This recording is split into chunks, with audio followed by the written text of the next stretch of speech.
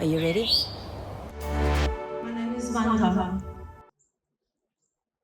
So they say that your state of mind is everything, right? And that when you're super, super cold, like the air is super crisp today. So I was like, just Jan, I was like, ooh, I can feel that chill. So just for a moment, I was like standing here, crossing my hands and breathing in and thinking, mind over matter. How cold am I really, right? And I'm like, yeah, I've still got to grow a little bit. Need to practice on that because I can still feel the chill coming through me. But once I get talking, the blood starts circulating. I start getting into my jam, yeah, and I start connecting the dots, and then I don't feel anything. And that is something that I want to talk to you about. How to stay in your flow, how to stay connected, how to stay emotionally positive without getting swayed by other people's windy storms or moody selves or angry notions of where they are going and what they're expressing and what they're experiencing, right? How do you stay in your space? How do you stay connected? How do you stay unimpacted? How do you stay and allow that energy to flow through you as if there is a cloud that just passes through you with no Velcro, no sticking, no exchanging, that you become that aggressive, that moody, that frustrated, that chilly, that frustrated, or whatever that's there, that edge that that person comes in with. How do you do that? So I thought about that, and that is an incredible opportunity to share this today, as the timing is so important, as it always is, right? With so much going on in the world, with so much diversity, for lack of a better term, and with so much opportunity for you to just stay in your own breath and connected. First of all, emotions are very, very, very powerful, and emotions have two factors, right? And they have two factors in the sense of how you feel about them and what you know that they are doing to you. And then there's the other factor that reverses and reflects that inner knowing that you already know that that emotion triggers you, and you just don't care because you're on a momentous swing with it. So how many times you like get over the edge, or you have to realize that you got to get pulled into the space to be more of yourself, and you just go, you know what, I really don't care. This is my moment that I need to stand and, shout, or stand and say no, or stand out and shout yes, or stand there and move and do nothing, or stand and fight, or just stand. Those are such important things, but it's only you that knows what your truth is. So talking about positive emotions and emotions that keep you in the space of you being true to yourself requires the ability of knowing a little bit more about who you are being. Knowing that your thoughts absolutely impact you, knowing that the outside forces, the weather, the news, your people, your relationships, your work, your space of an environment that you have some kind of attachment to, have an influence on you, because there's an emotional conduit of wanting to feel good. Who comes into a relationship wanting to feel bad? No one, right? That is not the initial seed of love that sprouts that. It's like any farmer planting a seed into the ground and saying, you know what, I don't really want you to grow, right? Or you're not such a great seed, I don't see you growing. That's not where it all comes from. And those are just seeds, just like thoughts. And all of our relationships are like that. You have a friend because there is something that is benevolent there. There is something that's good there. There's a seed of love that is there. You are with your parents, and those are seeds of love. You are with your siblings, and those are seeds of love. You are with whatever relationship. You're at work. You want to do well at work. You want to do all of that. You're at school, or you're in a you're in a workforce group together, or you're in a space. But how many times do you go in and just take that back step within you and go, wait a minute, why am I reacting to this person? Or why am I reacting to this work situation? Or why am I reacting to the news? Or what am I reacting to these global forces? Why am I reacting to the government? Why am I reacting to the politics? Why am I reacting to religion? Why am I reacting to all of this?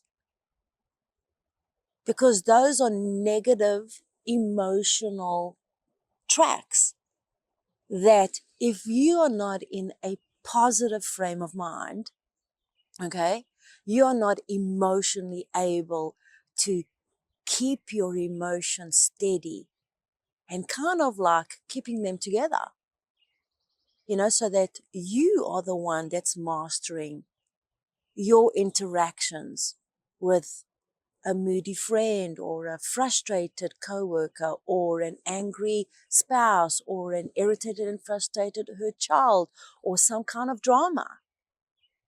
And don't overthink this, because we're all invested and we are vested, okay, in our relationships. It's the ones that we don't see and people that we've never seen before, that if they did something or if they were moody, you just go, who is that? That doesn't really make a difference, because there is no emotional conduit, okay, or expectation for you to have a need to want that person to feel good or vice versa. Make sense? So, with saying that, what are we talking about here today that is important? One, you having the ability to keep those emotions in a positive stream of light, okay, and keep those emotions flowing no matter what is going on around you. How many of you can do that? That is where I want to go and introduce what the ray of light, poise, is all about. I call this poise, and I call it a ray of light because that comes from a strength from within. That is a light that is within you. And there are times that that light or that stream of light is so worn out that you have to come within you. You have to step back a little bit and just pause and hold back and go, wait a minute, am I reacting to this person's emotional drama? Am I reacting to this person's moody self-expression or experience that they've just had in the past? And what are you reacting to? What a great question. But so often we don't do that inward step. We don't stop and pause and take this inner reflection, that it interrupts our own flow and our own emotional well-being. And all of a sudden, you're starting to feel the drama. You're starting to get just as frustrated. You are expressing just the same moodiness, or you even get triggered by an anger that triggered that conversation. And now there's an explosion. Yeah, there's comparisons, and then there's stories, and then there's all of these things. And all of a sudden there's this thread, and you have just given up your positive well-being and that light and stream of inner well-being to something that that person has lost complete control over. So, what do you do? And how do you do it? And how do you do it this fast that makes such a difference to the quality of your life, to the quality of your relationships, to the quality and intentions of who you are, where you are, and what you want from each of these relationships, so that you're able to evolve and move forward and grow and expand and express the good stuff, the good feelings.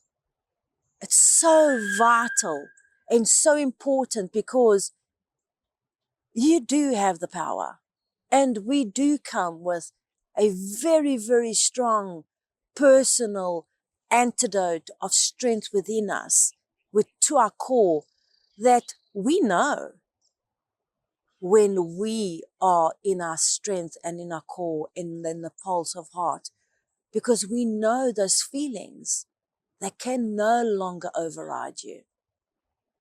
When you are able to be in that space and that person's interaction or those situations or that media or whatever's going on has no longer that control and power over you, that is when you go, okay, I am ready to positively embrace my emotional self and start expanding that so that it's serving you. But what I'm seeing is the contrast of it. I'm seeing people getting distorted by those relationships and conversations and angers and frustrations and moodiness. And they're just relaying it. And it's like a big relay from one person to another person. And all you're doing is you're passing on the baton of that moodiness or that anger or that frustration with such fervor. Did you see how angry that person was? Did you see how angry they were? And then all of a sudden, you carrying that anger. So, without further ado, the invitation today is, are you able to measure yourself? And are you able to stay in a stream of light and a flow of energy that is your positive stream of flow, no matter what? Are you able to do that? So what's going to be interesting is now, it's like a little fairy dust into your day, okay, so that you're able to look at yourself and raise your self-awareness. I'm able to do it with this one, but I'm not so good with that one. I'm really good with this, not so good at work. Why? What is there that you are so attached to? What is there that is emotionally creating a trigger? Because here is a law, and here is a fact, and here is a truth. There is no emotional trigger that can have an impact on you, all right, if you are not somewhere either attached to it, carrying it, vibrating it, or sending out a signal of that resonance.